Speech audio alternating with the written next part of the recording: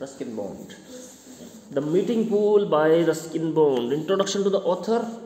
Ruskin Bond was born in Kasoli, Himachal Pradesh in 1934 and grew up in Jamnagar, Dehradun and Shimla. तो writer जो हैं Ruskin bond Kasauli में हिमाचल प्रदेश में पैदा हुए 1934 में, जामनगर में पले बढ़े, देहरादून में भी पले बढ़े और शिमला में भी पढ़े, 3-4 जगहों पे। हाँ, in course of a writing career spanning 40 years, तो उनका जो राइटिंग करियर है 40 साल का है। He has written over 100 short stories, तो 100 से भी ज़्यादा शॉर्ट स्टोरीज़ लिखी हैं, एसेज लिखे हैं, नॉवेल्स लिखे हैं, and more than 30 books of children, और बच्चों के लिए 30 बुक्स लिखी हैं। 3 collections of short stories, 3 collection है शॉर्ट स्टोरीज़ के। The night train at Deoli, time stops at Shamli and our trees still grow in Dehra have been published by Penguin India. तो ये 3 बुक्स थोड़े याद रख लेना आप, 3 कलेक्शन है शॉर्ट स्टोरीज़ के। He has also edited 2 anthologies, तो 2 एंथोलॉजीज़ भी उसने एडिट की हैं। एंथोलॉजी होती है पोइम्स का collection. The Penguin book of Indian ghost stories and the Penguin book of Indian railway stories. अब आते हैं इस पे। The room on the roof was his first novel, पहली नॉवल थी room on the roof, written when he was 17 years, 17 साल में लिख दी थी। तुम्हारी उम्र है ना 17 साल, बड़े हो गए हो। And it received the John Llewellyn Rhys memorial prize in 1957। Vagrants in the valley was also written in his teens, तो अपनी टीन्स में उसने वैग्रेंट इन द वैली भी एक बुक लिख दी थी। टीन्स का मतलब टीन्स में होने का मतलब है किशोरावस्था में। देखो 13 से लेकर 13 से 19 तक की जो उम्र होती है ना उसको टीन एज कहते हैं, तो उसने टीन एज में ये लिख दी थी। And picked up from where the room on the roof leaves off, तो जो अगली बुक है ना वैग्रेंट्स इन द वैली, ये वहीं से शुरू होती है जहाँ रूम ऑन द रूफ खत्म होती है। These 2 novels were published in 1 volume by Penguin India in 1993 as was a much acclaimed collection of his non fiction writing. तो ये 2 novels पब्लिश हुई 1993 में, और उसकी जो नॉन फिक्शन राइटिंग है वो भी बहुत अक्लेम्ड थी। अक्लेम्ड का मतलब बहुत प्रशंसा मिली उनको। नॉन फिक्शन राइटिंग कौन सी होती है और फिक्शन राइटिंग कौन सी होती है? फिक्शन राइटिंग वो होती है जो कल्पना पे आधारित होती है, नॉन फिक्शन वो होती है जो कल्पना पे आधारित नहीं होती है, जो रियलिटी पे आधारित होती है। तो ज़्यादातर ये नॉवेल्स होती है ये फिक्शन में आती हैं, क्योंकि नॉवेल की जो कहानी होती है वो लगभग काल्पनिक सी होती है, सच्चाई से दूर होती है थोड़ी। फिल्में ज़्यादातर बनती हैं वो फिक्शन होती हैं क्योंकि काल्पनिक होती हैं, है ना। कुछ एक फिल्में होती हैं जो सच्ची घटनाओं पे भी होती हैं, जैसे हिस्टोरिकल पिक्चर्स होती हैं, जैसे महात्मा गांधी पे फिल्म बन गई, सुभाष चंद्र बोस पे बन गई, या कोई और इवेंट पे बन जाती है ना। 2nd world war, 1st world war पे बहुत सारी फिल्में बनी हुई हैं इस तरह से। ये फिक्शन की नहीं है, नॉन फिक्शन है। Rain in the mountain, Delhi is not far, the best of Ruskin bond was published by Penguin India the following year. तो ये सारी बुक्स हैं इनकी जो पब्लिश हुई हैं। रस्किन बॉन्ड रिसीव्ड द साहित्य academy award for English writing in India for 1992। तो ये भारत का सबसे बड़ा अवार्ड है, साहित्य अकादमी अवार्ड, जो लिटरेचर के क्षेत्र में दिया जाता है। तो इंग्लिश में इनको मिला था रस्किन बॉन्ड को। For our trees still grow in Dehra, इस बुक के लिए our trees still grow in Dehra, Dehra का मतलब Dehradun. Summing up his last essay in the lamp is it, Ruskin writes, and there are many brave and good Indian writers who work in their own language, be it Bengali or Oriya or Telugu or Marathi or 15 to 20 others, and plow their lonely furrow without benefit of agent or media, blitz or Booker prize। ये पूरी जो line है ना, इसका मतलब ये है, इसमें रस्किन राइट करते हैं, रस्किन लिखते हैं कि इंडिया के अंदर इतनी सारी भाषाएं हैं और उसमें इतने सारे राइटर्स हैं, वो राइटर्स बहुत अच्छा काम करते हैं, लेकिन उनको पहचान नहीं मिलती है, ना ही वो पहचान के भूखे हैं कि उनको कोई ये पुरस्कार मिले, कोई बुकर पुरस्कार मिले या कुछ और करे। वो अपना अपना हल चलाते हैं, फरो है इसमें वर्ड है, ये अपना अपना बस काम करते हैं। ये उसका कहने का मतलब है कि ज़रूरी नहीं है कि वही राइटर अच्छा हो जिसको कोई ना कोई पुरस्कार वगैरह मिल जाए। कई राइटर ऐसे हैं जो निस्वार्थ भाव से वैसे ही बहुत अच्छी चीज़ें लिखते हैं, उनको कभी एक्लेम नहीं मिलता। सम ऑफ देम मे डिस्पेयर, कुछ उनमें से निराश हो जाते हैं, but even so they work on in despair, परंतु वो डिस्पेयर में भी काम जारी रखते हैं। डिस्पेयर का मतलब निराशा में। Their rewards may be small, their readers few, but it is enough to keep them from turning off the light. उनके रिवॉर्ड हो सकते हैं स्मॉल हों, छोटे हों, उनके पढ़ने वाले कम हों, लेकिन but it is enough to keep them from turning off the light, परंतु वो उनके लिए पर्याप्त है, उतने से ही वो खुश है। For they know that the pen is mightier than the sword. ये लाइन थोड़ी छूट गई है, चलो आगे पढ़ लेते हैं। Summary of the story. There were 3 friends playing together in a certain pool in the hill side of their area. 3 दोस्त थे जो एक पूल के पास, जो पहाड़ी के पास था, वहाँ खेल रहे थे। 3 दोस्त। पूल क्या होता है? तालाब, कोई छोटा तालाब होता है ना गाँवों में जो बड़े होते हैं। They used to go there to enjoy swimming. वो वहाँ पे किस लिए जाते थे? स्विमिंग के लिए। They were Somi, Anil and Rusty. 3 नाम थे उनके ये, सोमी, अनिल और Rusty. Rusty is the narrator of the story. Story को लिखने वाला कौन है?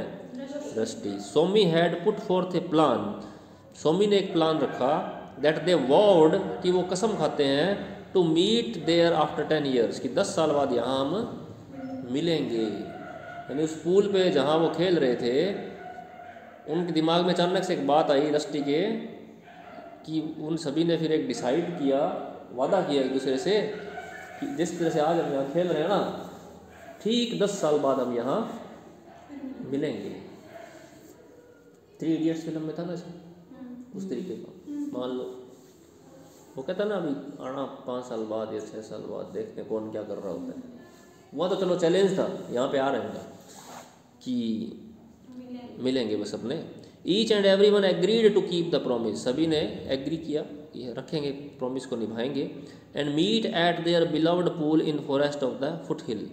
और वो जो ये जंगल के अंदर जो पूल बना हुआ है, जो उनका प्यारा पूल है, बिलव्ड पूल का मतलब जो उनका प्रिय पूल है, जो फॉरेस्ट के अंदर फुट हिल पे है। फुट हिल वो होती है जहाँ से पहाड़ी शुरू होती है, फुट हिल कहते हैं उसको, तराई। तो वहाँ पे जरूर मिलेंगे वो। Rusty the narrator comes to the place just after the passage. Rusty जो नरेटर होता है, वो समय बीतते ही उस जगह पे वापस आ जाता है। यानी इसने तो वादा निभा दिया, अब बाकी 2 आए कि नहीं आए? पैसेज ऑफ 10 ईयर्स, 10 साल के बाद वो आ गया। He comes there to keep his promise. वो अपना वादा निभाने के लिए आया था। But coming there he finds neither his friend nor the pool. परंतु जब वो वहाँ आता है तो ना तो उसके मित्र मिलते हैं, पूल भी नहीं मिलता है वो। He then starts brooding over their plan and result of their plan. फिर वो सोचना शुरू करता है। ब्रूडिंग का सोचना ये शुरू करता है ऑफ देयर प्लान, कि हमने क्या प्लान बनाया था और उसका क्या रिजल्ट रहा। When they were mere boys, the children of mud and sand, they used to play near a pool what had been discovered by Rusty. जब वो छोटे बच्चे थे, mere boys का मतलब जब सिर्फ बच्चे थे, the children of mud and sand, जब वो सिर्फ गारे के बच्चे थे। मड और सैंड के मतलब है भी वो, जब मड होता है कीचड़ और सैंड होता है मिट्टी, तो जब वो मतलब छोटे बच्चे थे, कच्चे मन के थे, नहीं यहाँ ये भी नादान मासूम बच्चे थे। They used to play near a pool, तो वो पूल के पास खेला करते थे। What had been discovered by Rusty, जो अब रस्टी ने डिस्कवर किया है, नहीं जो उस वक्त रस्टी ने डिस्कवर किया था, खोजा था। The pool was located in the dense hill forest. वो पूल घने जंगलों में था, पहाड़ी के। द साल trees surrounded by steep rocks and Cliff, और उसके पूल के चारों तरफ साल के पेड़ थे और ऊंची ऊंची चट्टानें भी थी। The natural scenic beauty was beyond comparison, और उस पूल की जो ब्यूटी थी, जो नेचुरल ब्यूटी थी, वो तुलना से परे थी। And description and the boys played their day and night, और लड़के वहाँ पर दिन और रात खेला करते थे। Every day these 3 friends would slip out of their house to pool through the forest forgetting the aerial fear and the jungle spirits. तो रोज़ाना ये तीनों दोस्त चुपके से घर से निकलते थे, पूल पहुंच जाते थे जंगल के अंदर बिना किसी डर के। ना तो उनको एरियल फियर्स थे, ना ही जंगल की स्पिरिट का फियर था। यानी भूत प्रेत की भी बातें चलती थी उस समय, लेकिन वो उससे नहीं डरते थे, जंगल में पहुंच जाते थे। They started diving, swimming and riding the buffaloes. वे वहाँ पे क्या करते, डाइविंग करते, स्विमिंग करते और भैंसों की सवारी करते। भैंसें भी तो तैरती हैं ना पूल में, देखी होंगी आपने कभी। Anil and Somi were perfect swimmers, तो उसके जो दोस्त थे दो, ये परफेक्ट स्विमर्स थे। And their physical structure help to be able to swim across the pool, और उनका फिजिकल स्ट्रक्चर भी ऐसा था कि वो आसानी से तैर सकते थे। फिजिकल स्ट्रक्चर का मतलब उनका शरीर भी तो फिट था ना, फिर स्विमिंग के लिए शरीर भी फिट चाहिए। Buffaloes always come there for drinking and rolling in the mud, भैंसें वहाँ पर आया करती थी हमेशा पानी पीने के लिए और गारे में लौटने के लिए। भैंसें बड़ी पसंद करती हैं इस चीज़ को ना, कीचड़ में यूँ उथल पुथल करना। 3 boys used to sit on them until they were disturbed, और वो तीनों लड़के बफेलो पर बैठा करते थे जब तक कि भैंसें डिस्टर्ब ना हो जाती। डिस्टर्ब का मतलब उनको गिरा देती थी तंग आकर के, कई देर तो बैठाई रखती होंगी। Anil and Somi were very efficient in catching fish, Anil और सोमी फिश भी अच्छे से पकड़ लेते थे। And they had applied various methods, और फिश पकड़ने के लिए बहुत सारे मेथड्स भी थे उनके पास, लाइक कास्टिंग रोड और लाइन और बेड शीट फॉर फिशिंग, जैसे कि वो एक रोड का इस्तेमाल करते थे, रोड होता है एक लंबा सा डंडा, या फिर एक बेड शीट का इस्तेमाल करते थे फिश पकड़ने के लिए। Once they exploded a stick of gunpowder caught fish and roasted them on fire, एक बार उनको गन पाउडर मिल गया कहीं से, और उसका इस्तेमाल उन्होंने फ़िश को रोस्ट करने में किया, फ़िश को सेकने में, तलने में किया, तलने में नहीं सेकने में किया। गन पाउडर क्या होता है, बारूद। They had made a dam across the pool, उन्होंने एक बार पूल पे एक डैम भी बना दिया, छोटा सा बंदा बना दिया। And one day huge Torrent of water washed it away, और एक दिन तेज धार आई पानी की और उसने उसको तोड़ दिया। Likewise they used to spend their childhood days here in the pool, तो इसी तरह से वो अपने दिन बिताते थे, बचपन के दिन। Now rusty finds everything changed, अब रस्टी जब 10 साल बाद आया तो सब कुछ उसको चेंज्ड मिलता है। Somi after his matriculation had joined the military service, Somi ने 10वीं पास करके मिलिट्री सर्विस ज्वाइन कर ली थी। And remained there in his unit, और वो अपने यूनिट में ही रहता था। He has developed a fierce military moustache, उसने बड़ी बड़ी मिलिट्री वाले जैसी मूछें रखते हैं ना, वैसी मूछें रख ली। Anil on the other hand had been a successful businessman, Anil क्या बन गया, बिजनेसमैन बन गया। His nature has changed and he has become a fierce cruel impulsive angry man, उसका तो नेचर ही चेंज हो गया, वो फियर्स बन गया है।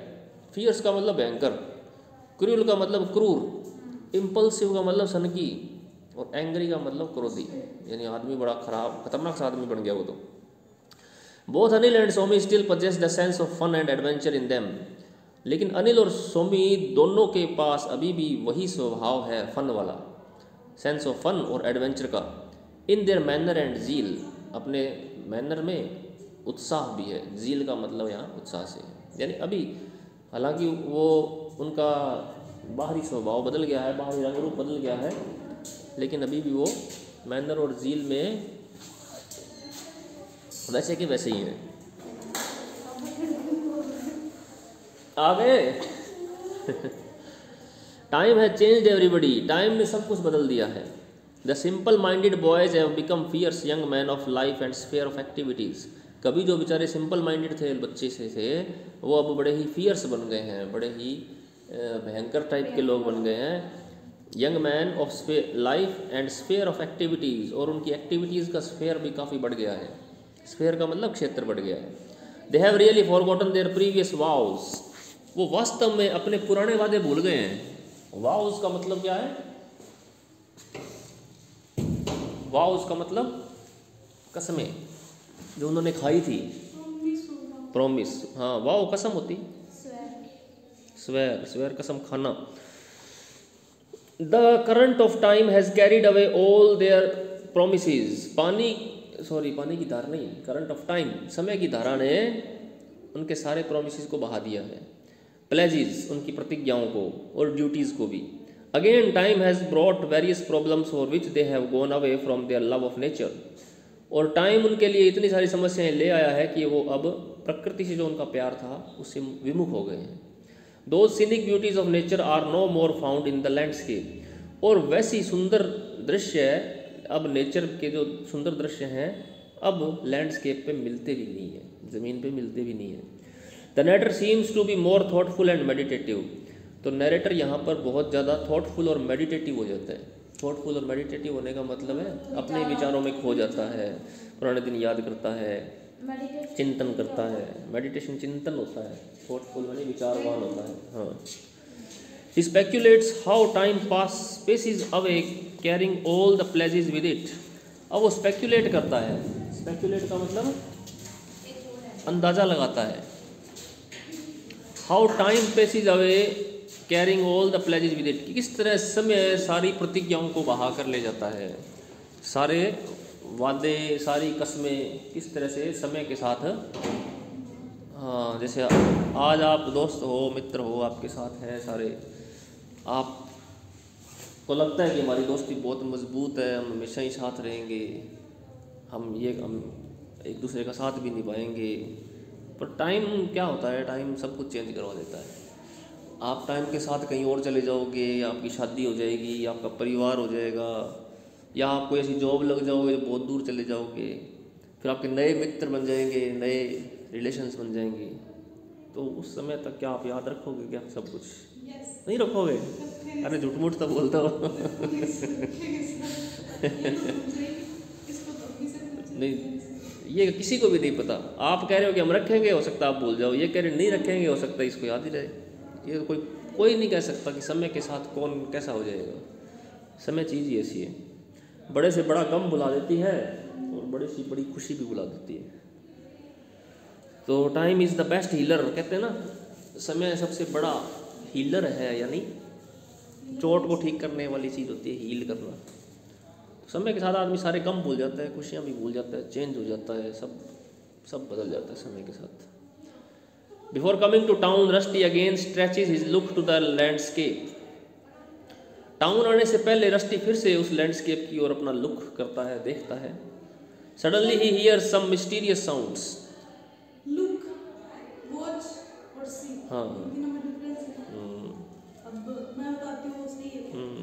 मतलब सी मतलब अपने जैसे एक दूर सामने से देख रहे हैं। हाँ, ठीक है। वॉच मतलब अपने जैसे फोन देख रहे हैं, जिसमें हम अपना कुछ मतलब आप किसी चीज से आनंद भी आ रहा हो, जैसे मान लो।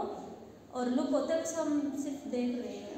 नहीं, मतलब वॉच हो गया कि किसी के माध्यम से देख रहे हैं कोई चीज, जैसे कि अपने कोई सीरियल देख रहे हैं, वो टीवी के माध्यम से देख रहे हैं। देखो, हम हमेशा ये कहते हैं watch the television, I am watching television. हम ये नहीं कहते I am seeing television, I am looking television, नहीं कहते ना। तो we watch television, we see with our eyes, and look होता है थोड़ी देर के लिए गौर से देखना। एक तो मैं कहता हूँ लुक एट द टीवी, एक मैं कहता हूँ वॉच द टीवी। सर एक लुक एट घूरने के लिए भी आता है। नहीं, लुक का मतलब होता है थोड़ी देर के लिए ध्यान से देखना।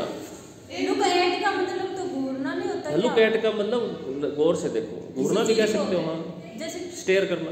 सर अपने लुक कैसे बोल सकते हैं, मतलब जैसे मैं बता देता हूँ, मेरी बात सुन लो। जब हम कहते हैं सी का मतलब होता है देखना, नेचुरली देखना। जब हमारी आंखें खुली होती हैं तो हम नेचुरली कुछ ना कुछ हमें दिखेगा, उसमें हम कोई ध्यान लगा करके नहीं देखते। हम जहाँ हमारी नजरें जाएंगी वो चीज़ हमें दिखेगी, इसका मतलब we are seeing, we see. Watch का मतलब होता है गौर से देखना, लंबे समय तक देखना। उसका सबसे परफेक्ट एग्जांपल है टीवी देखना। जब टीवी देख रहे हैं तो हम टीवी को वॉच कर रहे हैं, क्योंकि जो कुछ उसमें आ रहा है हम उसको समझ रहे हैं, एंजॉय कर रहे हैं। ठीक है। अब तीसरी बात आ गई लुक। तो मैं ये कहूँगा थोड़ी देर के लिए कहीं देखना हो ना, we look at that person, look at the ball, look at the TV. अगर मैं कहूँगा लुक एट द टीवी, तो आप टीवी में जो चल रहा है वो देखने के लिए शायद मैं नहीं कह रहा हूँ, मैं यूँ ही कह रहा हूँ कि टीवी को देखो। हाँ, टीवी लगा हो वो देखो, तो आपने देख लिया, बस छोड़ दिया देख के। ये लुक का मतलब हो गया। ठीक है। तो ये आप सेंटेंस याद रखोगे ना कि we watch TV, we see with our eyes, और look at the person. Look at the person का मतलब उस आदमी को देखो। अब देखने का मतलब ये थोड़ी आप वॉच नहीं करोगे उस आदमी को। अगर आपको ये कह दिया जाए कि वॉच दैट पर्सन, इसका मतलब उसको निगरानी रखो, लगातार देखो उस पर क्या हो रहा है। Okay. Before coming to town Rusty again strategy look to landscape, suddenly he hear some mysterious sounds coming from the near distance. तभी उसको कुछ मिस्टीरियस साउंड्स आती हुई दिखाई देती हैं दूरी से थोड़ी सी। अप्रोचिंग देयर, वहाँ जाता है जब वो नज़दीक, rusty finds A group of boys playing in the pool warm of stream. तो वहाँ जब जाता है तो रस्टी देखता है कुछ बच्चे वहाँ पे पानी की धारा में खेल रहे हैं उस पूल वाटर के। But this is another pool, परंतु ये तो कोई दूसरा ही पूल था। Rusty imagines if he and his two close friends are playing in the pool forgetting the outside world. अब रस्टी इमेजिन करता है, मतलब सोचता है कि हम तीन वापस खेल रहे हैं, वही मित्र मेरे वापस आ गए हैं और हम खेल रहे हैं। His imagination gets mixed with the bitter reality. अब उसकी इमेजिनेशन कड़वी सच्चाई के साथ मिक्स हो जाती है। एंड ही कम्स बैक, वापस आ जाता है, क्योंकि उसको जब पता लगता है कि तो सिर्फ इमेजिनेशन ही है, मेरे दोस्त तो अब यहाँ है ही नहीं। He visited the place to keep his promise, लेकिन उसने अपना वादा निभाया। उसने अपना वादा निभाने के लिए वहाँ उस जगह पर वो ज़रूर गया था। तो आपके भी जब मित्र हो ना, आप भी वादा करो कि 10 साल बाद यहाँ आओगे आप। कहाँ? कोई एक जगह और फिक्स कर लो। सर हम ऐसे डिग्री चले जाएंगे जो याद रखेंगे। चलो कोई बात नहीं।